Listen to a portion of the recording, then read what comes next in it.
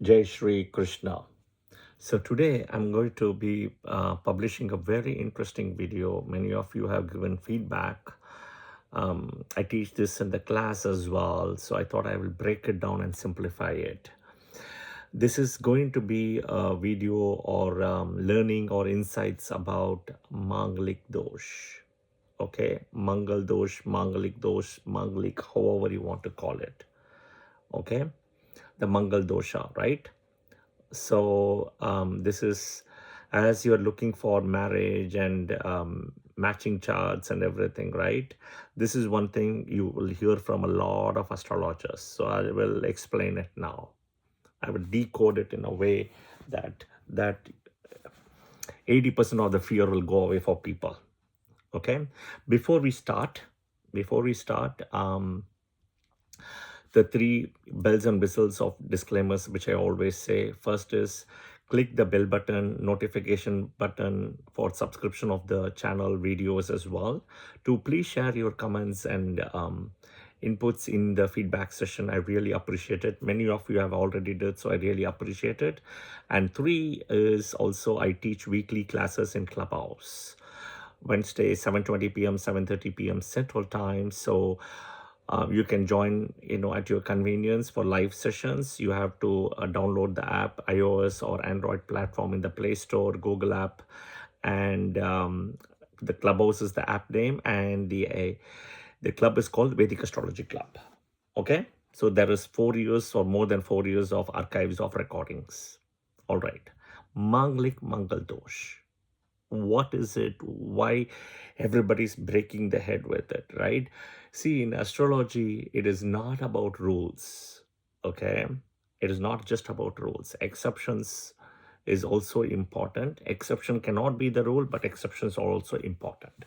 Okay, so Mars is a planet which actually creates a desire and do something because it's a commander, but it also wants to do something.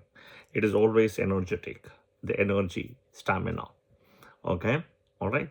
So the books, if you decode it, says so many things. You have to connect all the parts. It's like a puzzle. If you just read a one-liner and say, then it doesn't work that way. Okay, so the book says when Mars is placed in first house, second house, fourth house, first house, second house, fourth house, seventh house, eighth house, 12th house. 1, 2, 4, 7, 8, 12. 6 houses literally. Okay. From the Lagna, right? That is Mangal Dosh.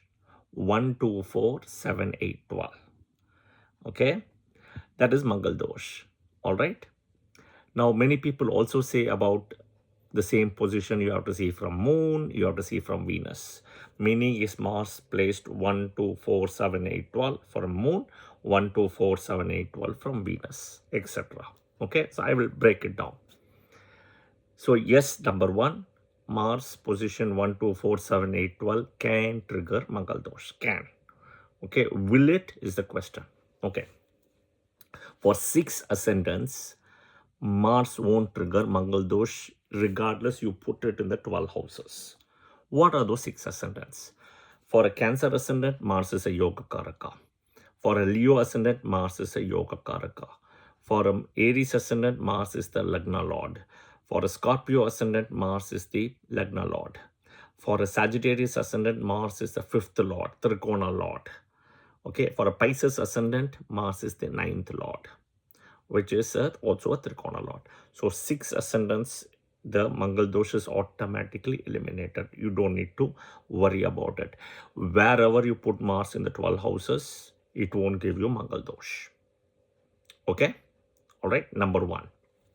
All right, so ascendant wise. So this is of 6 ascendants gone. You only have balance 6 ascendants. The balance 6 ascendants or Lagnas, Taurus Lagna, Gemini Lagna, right? Taurus, Gemini, then Virgo, Libra, then Capricorn and Aquarius. Okay, 6 ascendants. All right. Now, so he's only going to cause some kind of issue for the 6 ascendants. Now, for a Libra ascendant, Mars was a double marker. because of owning second and seventh house. Okay, he owns a Kendra, so somewhat it's reduced, but it's still a double Maraka. He can give you a problem as a Manglik. For a Taurus ascendant, Mars owns seventh house and 12th house. So there also he can give you a problem. Okay. For a Capricorn ascendant, Mars owns the 11th house as a Badaka, but he owns a 4th house as a Kendra, which is very important. Okay.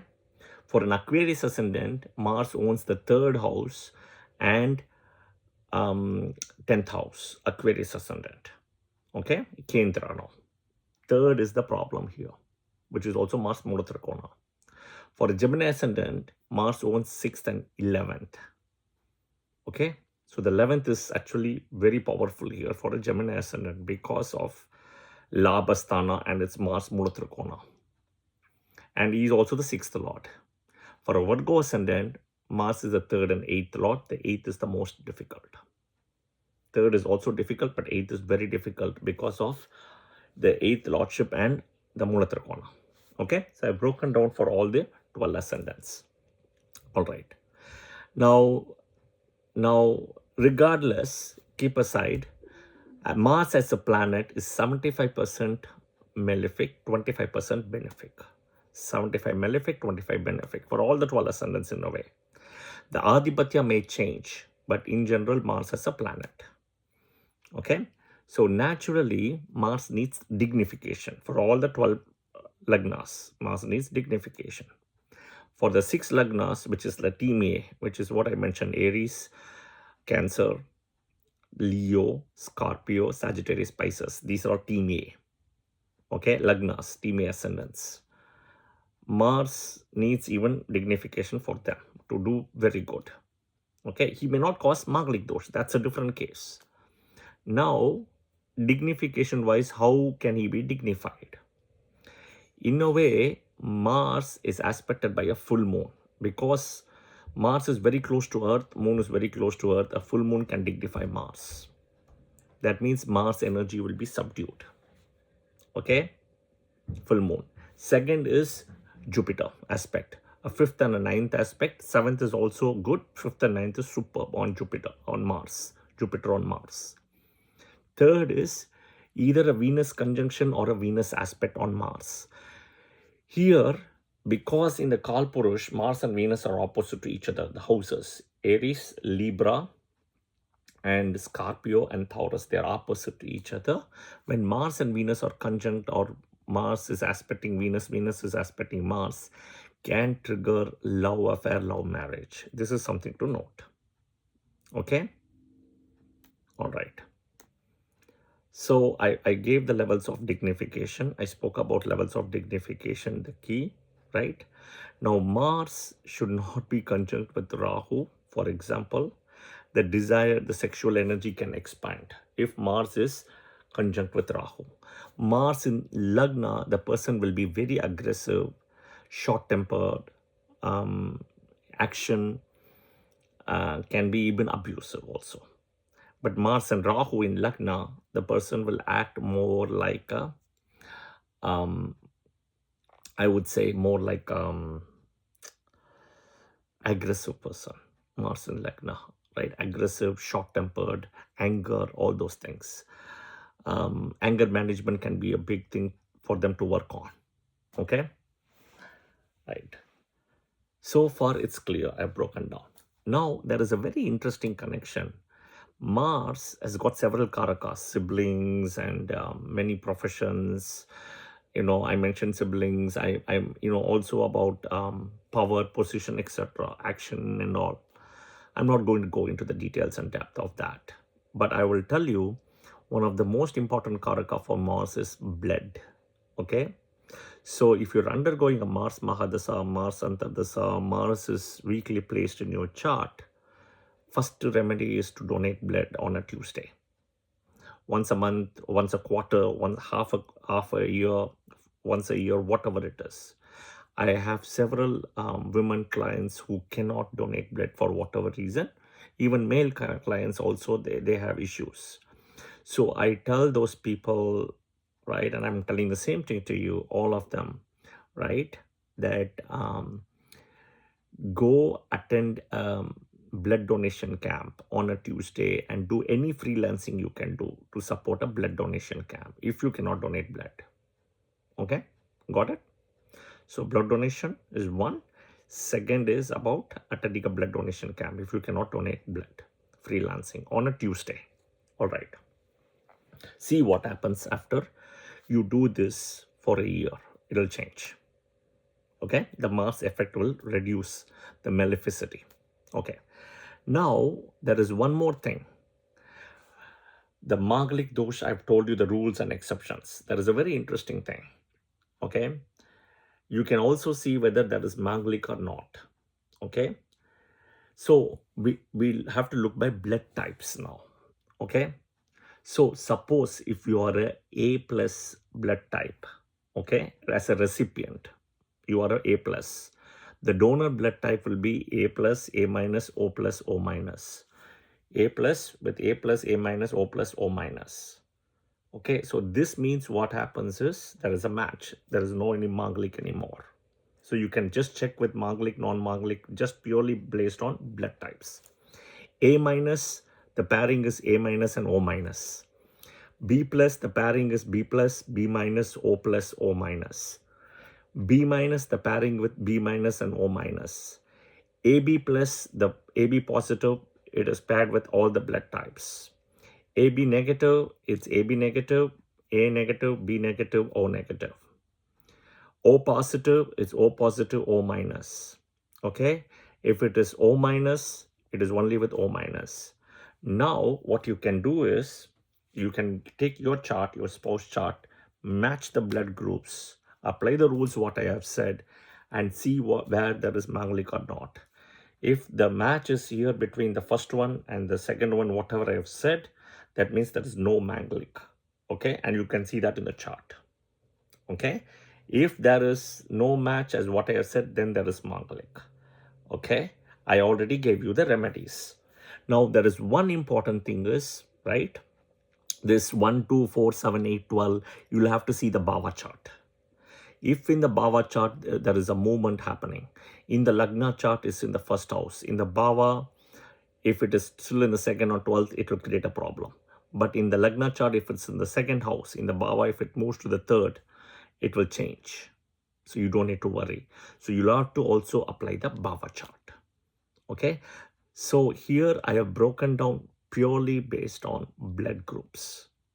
Okay. This is a scientific way. This is actually a way where you can do the Manglik. I have broken down the rules by ascendants. I've broken down the rule by exceptions, everything, right? Watch this video multiple times. If you have any questions or comments, please add that in this comment section. Again, this could be part 1. If there is more clarifications needed, right, please do add the same in the comment section, and we can see what it is in terms of the kind of questions what I get, and that can be part 2. Yeah, otherwise I'm just going to keep this as part 1. I hope this was helpful. Don't break the head too much with Manglik. It is very important. It is very important. And in before we end the session today, I will tell you the natural Kal Purush is Mars, owned by Mars. The natural 8th house is owned by Mars. Lagna, Aries, Kal Purush, Mars. 8th is also thing. In a way, he owns what is called Mangal, the longevity of marriage, which is the 8th house. Okay, so you can see the connection between the 1, 7, and 8 here. Now, the 8th house can be a challenge because for the 7th house, which is Libra in Kal Purush, the marriage and partnerships, the 8th becomes a Marakasthana. Okay, so that is where. And the 8th is also, the Scorpio house is like the house of destruction and ending as well. So that is where the challenge is. Please watch the video. Don't break the head too much on Manglik, Dosha, etc. All right. And the number 1 Vedic deity for Mars is also Kartikeya, Subramanya. Right? Panguni Uttram, Shashti, you can pray. Excellent remedy. Kartikeya, Subramanya. Right? Praying to Mars, praying to Hanuman, Maruti. right? In Hinduism, there is a way where you do dharma to minimize karma. That is a way how you do remedies, but one has to know the details. Yeah, that is the whole idea. I'm breaking it out. Om Mangalaya Namaha, Om Kartikayaya Namaha, Om Subramanyaya Namaha. And the most important prayer for Muruga is also the Kanda Shashti Kavasha. Yeah? Om Murugaya Namaha, Skandaya Namaha.